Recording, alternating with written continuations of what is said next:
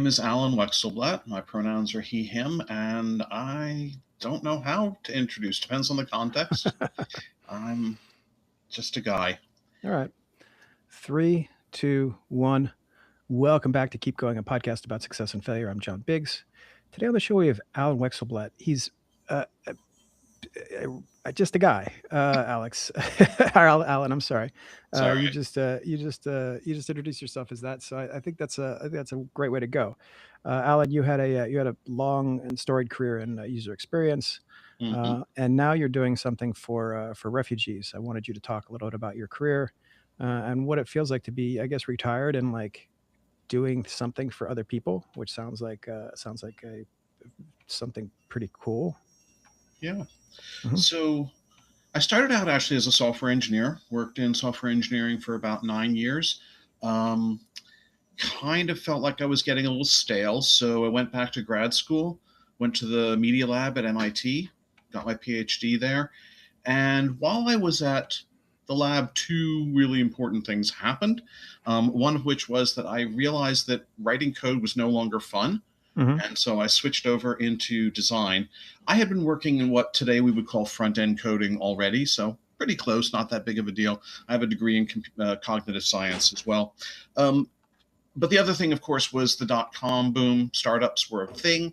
And when I finished my PhD, I went and joined a startup. And it was pretty much a traditionally successful startup. I was employee number 44. We got to 200 and something, IPO'd, and then got bought out by IBM Global Services. And I decided I didn't want to go from a 200-person company to something the size of IBM Global Services. So I left, joined a bunch of other startups. None of them were successful in the same sense, but I learned a lot. Hmm. Right? One of the things that the lab teaches you is fail fast, fail often, right? Failures are only relevant when you can learn something from them. Hmm. Right? So iteration and failure becomes part of your genome. And that's something I've carried with me throughout my life. I used to tell the people that work for me, I'm not interested in whether you succeeded or failed. I'm interested in what you've learned, right?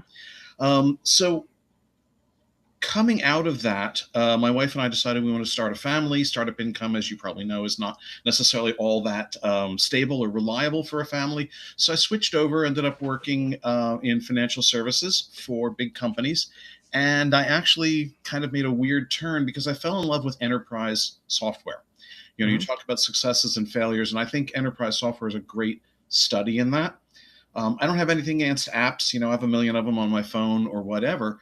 But I suspect if John, if you're like me, you're probably very invested in your calendar app. You probably, like I say, I live and die by it. Hmm. But if someone comes to you this afternoon and says, "Hey, there's an unfixable security flaw in your calendar app. You have to delete it. You can't Yeah. keep using it." Then you'd delete it. You'd be a little annoyed. 30 minutes later, you would have downloaded another app and you'd be up and running again, right? It doesn't really affect the success and failure of your life.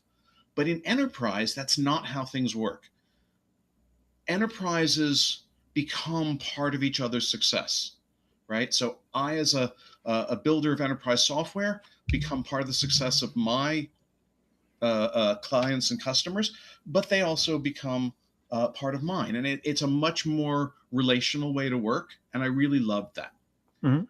So I worked in enterprise software for a bunch of years, mostly financial services. Did a bunch of other interesting things. I worked in manufacturing, continuous manufacturing, process engineering. You can go on and on. But the theme is still the same, right?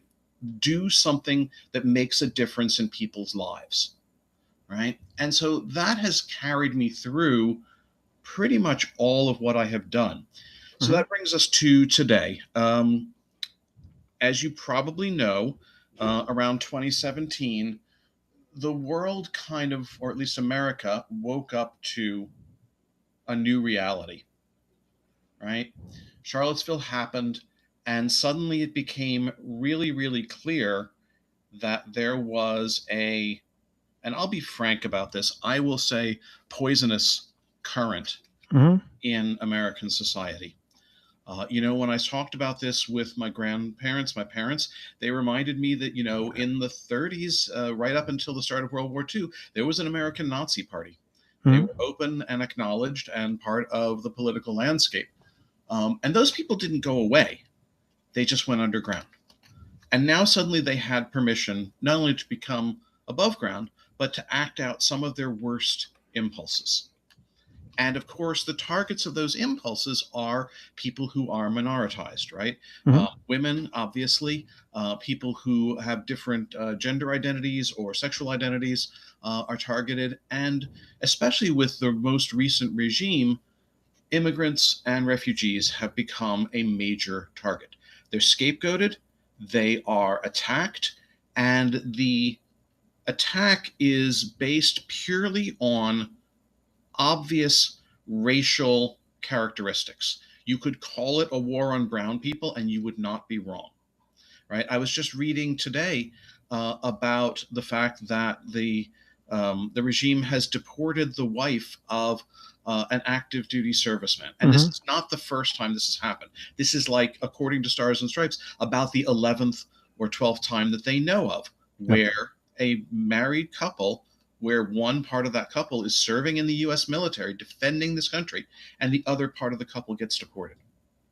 And you can't possibly claim that that is somehow benefiting the America that I believe in, at least. So I got involved in immigrant defense probably more seriously after Trump 2 started. Mhm. And I had been sort of lightly involved in it. When I had a good, high paying job, I donated money and did a little bit of working on the side. Um, but I started really feeling like there needed to be more. And I say that, for most of my life, I have not understood what people meant when they said they had a calling or they felt they had a calling. Mhm. But I started to feel that more and more over the last year and a half. And so when I retired in March of this year, I sort of pivoted to volunteering full time, if you will, for a couple of organizations that are directly involved in trying to help communities that are impacted by this war. And, you know, I use terms like defense and war and what have you, but part of what matters to me is that, just like we saw in Minneapolis and LA and other places, the organizations that I'm part of, that I volunteer for, are committed to nonviolence, right? We are definitely the targets of violence. I'm sure you've seen the headlines where people have actually been murdered by ICE, Mhm. and yet the response has remained nonviolent. And I think that's very important. I think that follows a long tradition, also in American society. I grew up the children of folkies, and one time when my father and I were visiting Washington, he showed me the spot where he and my mother were standing for Martin Luther King's I Have a Dream speech. So you could say it was part of my DNA, part of my culture, part of my upbringing, whatever, origins you want to point to, that brings us to today. And there's lots of things that I do sort of lightweight, but most of my time goes into three major activities. Um, I work as an operator on a hotline Mhm. for an organization that tries to find out what's going on in communities, whether ICE or DHS or some other active attacker is present or going to be present, and warn people. I work for another organization that does accompaniment, which is, going with people to court dates or to check-ins, especially in situations where not only is the person at risk, but their family might be at risk, right? So we can be there, right? I'm an old white guy, right? I have Mhm. all the protections and all the privilege that you could imagine, and so I can go places and do things where a minoritized person would be really at risk for doing that. Um, and then I do some things on the side. I've worked as a peacekeeper.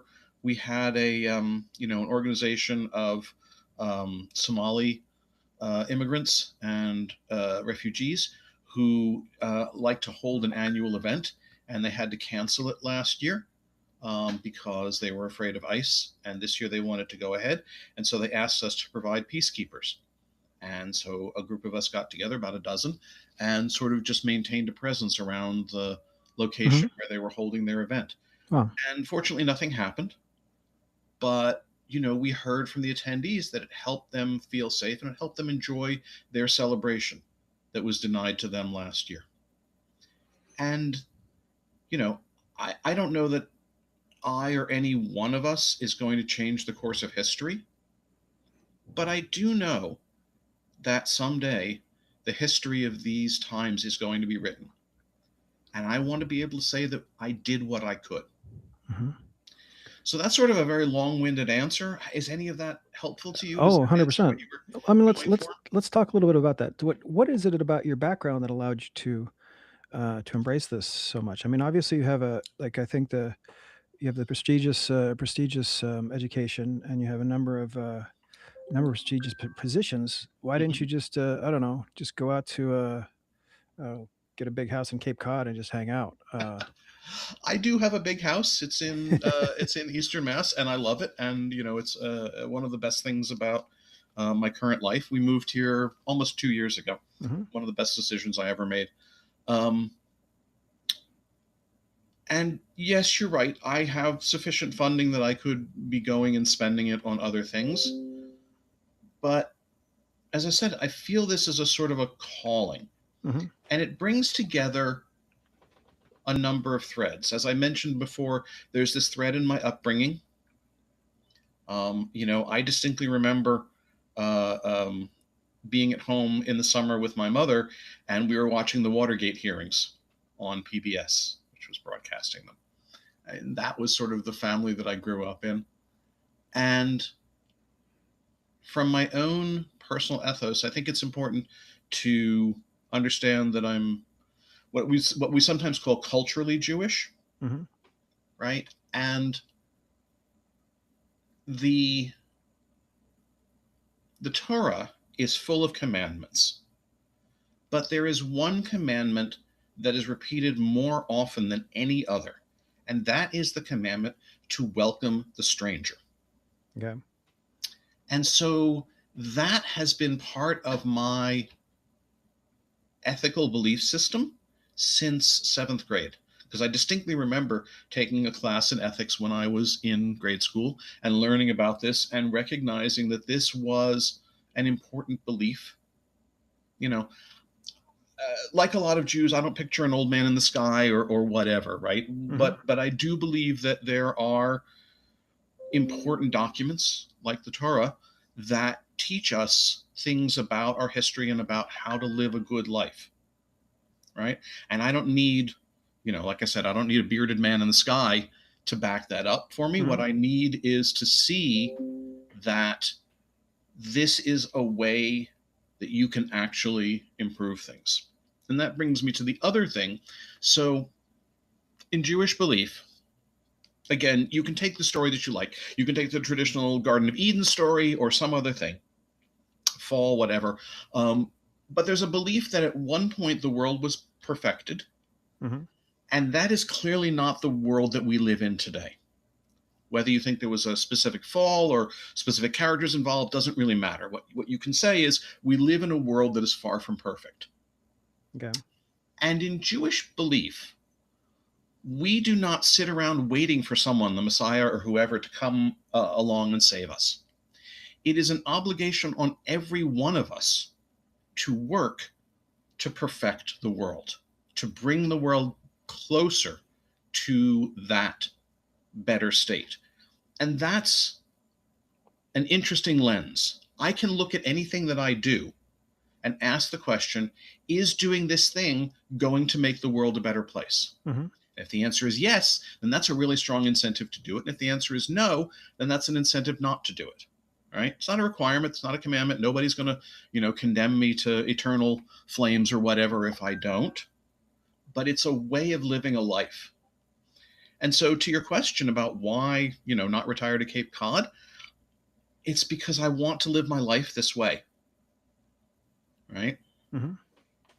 And, I believe in signing up for this obligation. I believe that I personally am responsible for doing my part to make the world a better place. And this is my chosen way of doing that. What does a person like you, somebody who's gone down that path, when should they start doing this?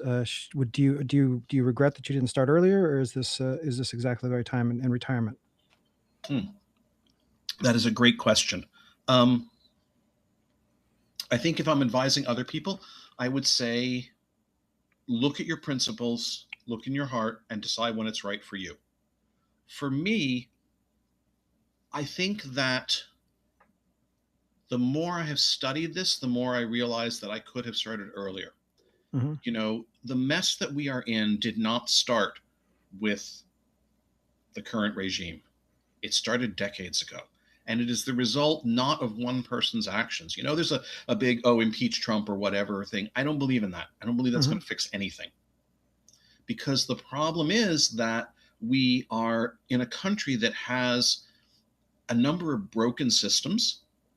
And for years or even decades, both parties, administrations, whatever, have ignored them. They've kicked the can down the road. They put temporary patches in place rather than doing the hard work of fixing these broken systems. And you or I or any listener to this podcast might disagree on what the specific fix should be, but I think we can all agree that it's broken and Hmm. it has been broken for a really long time. So, to circle back to your original question, I think the time to become involved is when you see that something is broken and you can no longer feel comfortable living in a world with that brokenness. Hmm. So, I mean, I guess the associated question with that is like, how do you open your eyes? What opened your eyes, for example? Was it that you had folky parents and that you saw this happening, or was the ability to actually sit back and think in retirement the catalyst? No, it was definitely much more um, specific events, right? So, Charlottesville was a big event. People marching in the streets and the chant of the racial chant of Hmm. Jew will not replace us, Hmm. very specifically targeting, and it brought back a number of memories. I think it reawakened an understanding. If you go back to the 60s, at a time when Black people were fighting for basic civil rights, there was a strong current in the Jewish community that I grew up in Hmm. that said that their struggle was also our struggle. That, it's not going to stop just with Black people. It's going to keep going. The famous poem about Hmm. they came Yeah, for, first right? looking for you. Yep. Right, that idea has always been there for me. And today we have this sort of reformulation that I like, which is that no one is free until everyone is free. Hmm. We can't throw trans people under the bus. We can't throw women under the bus. We can't ignore people who don't speak great English, right? If we're going to be free, then all of us have to be free. Hmm. And that is a realization that has sort of grown in me. As I say, the seeds were planted way back in my childhood, but over time it's sort of grown in me. What should folks be looking at right now when they're like you? I think we could argue that you were the beneficiary of a of dot-com era, right? Definitely. You had work throughout the last few decades Yep. for all intents and purposes. I mean, I would argue that right now you might be like with I don't know, all the AI coding front end is less is less considered, Mhm. which kind of reduces your value as a UX person. You're basically telling the world that this needs to do this, but when the robot can just do it instantly, and you could just do 50,000 A/B changes, then what's the point? And that's obviously a I'm alighting over a lot of the information, but what would you recommend for somebody who's entering into the space right now, the technical space right now, Sure. especially given So, AI? yeah, no, I do a lot of mentoring. And Hmm. so I would say that your view is one that is commonly held, but that I believe is incorrect. I would say that the introduction of AI tools increases the need for and value of a UX person. Hmm. Because a good UX person has never really been focused on the outputs. All that these bots do is generate output. They Hmm. generate a lot of it, they generate it very quickly, but output has never been the true value, right? The true value is in the outcomes that you Hmm. get, right? This is one of the things that being in enterprise software taught me deep down in my bones. People, companies spend hundreds of thousands or millions of dollars on enterprise software. People stake their whole careers on it. And if they don't get the outcomes that they want, it doesn't matter what software got loaded onto somebody's desktop. Hmm. The output is not relevant if you are not getting the outcome that you want. Hmm. So, as a UX person and the people I advise who are either in or getting into the field now, the advice is still the same. Stop focusing so much on the output. Recognize that there are tools out there that will help you do it better and faster. Learn those tools for sure. But your value is not in as a tool manager. Hmm. Your value is in understanding what truly gets the outcome that's necessary. And you can look at that from the personal side, right? So if I want to, I don't know, book a good hotel, Hmm. right? There's a million and one pieces of software that'll, generate 1,000 alternatives for me. But is any of that actually helping me do what I want? Not until you apply some level of human judgment, Hmm. right? Um, and it's funny because I was working with a friend the other night who was being extremely frustrated by these LLM systems because what they were trying to do was they were trying to find an ATM. Hmm. And the AI was very happily saying, here's a business that has A in its name. Here's a business that has T in its name. Ah. Here's a business that has M. Because the AI has no concept. It doesn't have a model of the world, so it doesn't know what an ATM is, or let Hmm. alone why a person would want to go to one, Oh, interesting. right? Like it just doesn't have a model of the world. And so you as what I tell my mentees, you as a person bring your experience, bring your model of the world, even if you're an entry level person. And trust me, I understand how tough it is for entry level jobs these days. It's really hard to get into the field, and I'm certainly not going to deny that I picked a good time to retire because it's tough. um, but if you want to stay in this field, you have to focus on the value that you're bringing. Hmm. And if you can use the most modern tools, AI or whatever, to help you deliver that value, then you're going to be in better shape. Hmm.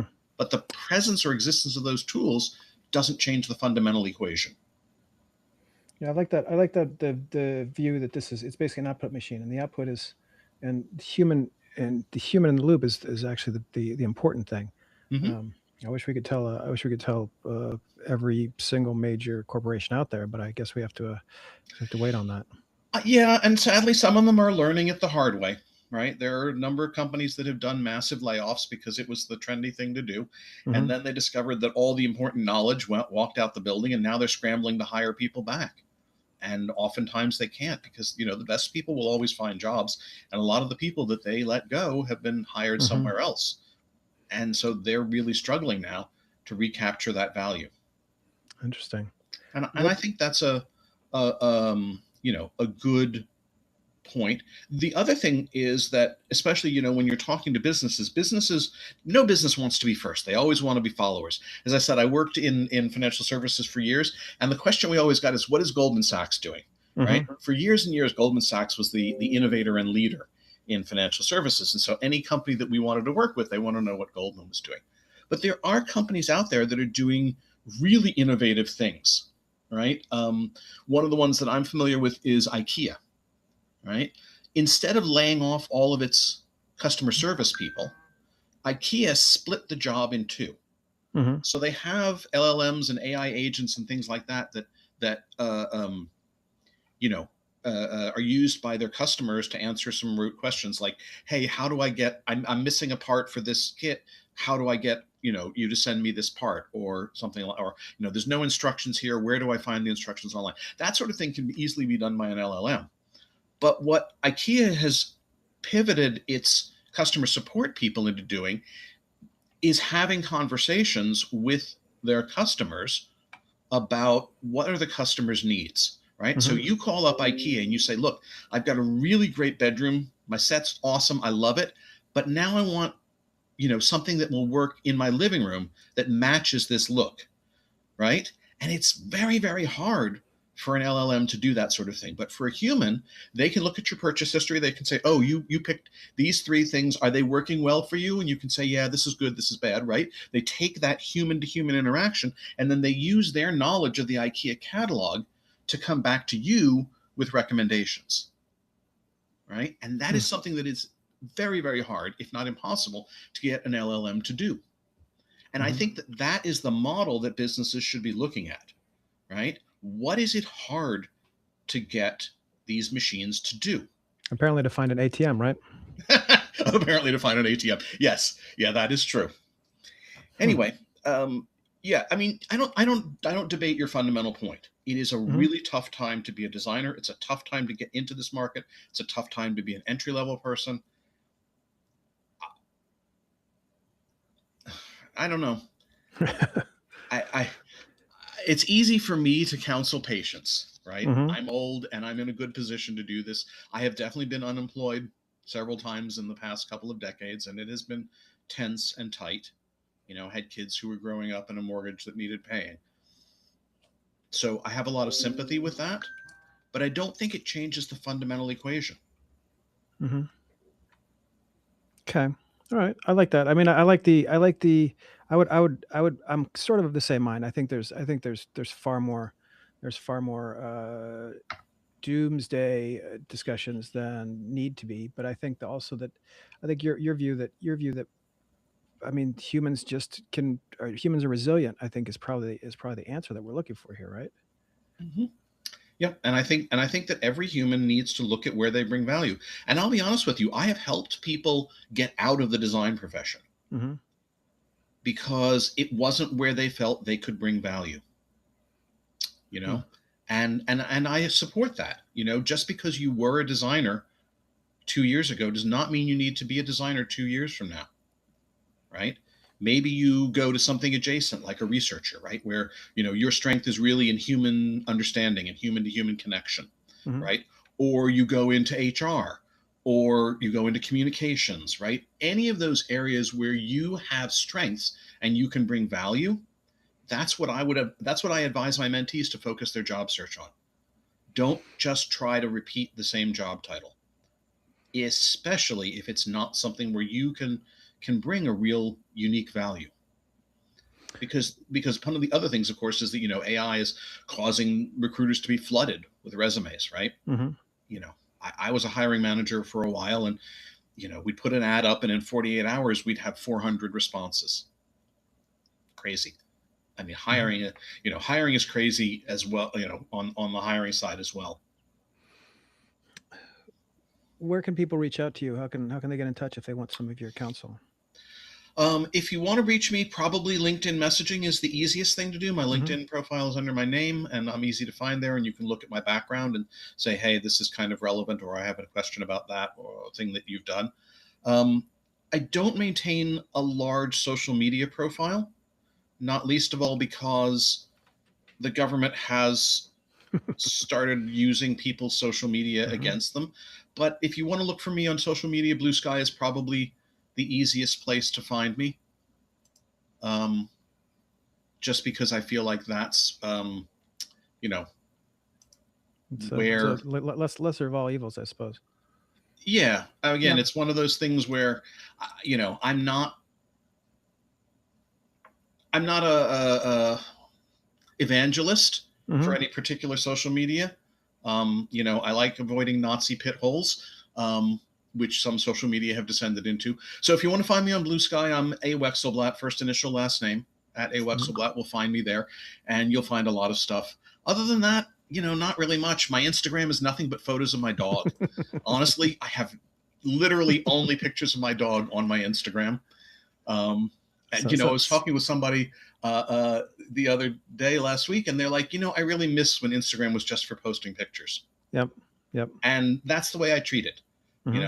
I love my dog. He's a rescue, and he's been a part of our family for years, and we love him. And so I post cute pictures of my dog, Fair, right? And if fair. that's your thing, find me on Instagram. But if you want to talk about either enterprise software or user experience design, I've worked a lot with startups. I still advise startups. So if you've Hmm. got an idea and you want to figure out how to get it off the ground, happy to talk with you about it. And if you want to talk about immigrant justice and helping communities that are under attack, I'm always up for that. Excellent, Alan. Thank you for this. This is fascinating. Pleasure. All Good right. talking with you. This has been Keep Going. I'm John Biggs. We'll see you next week.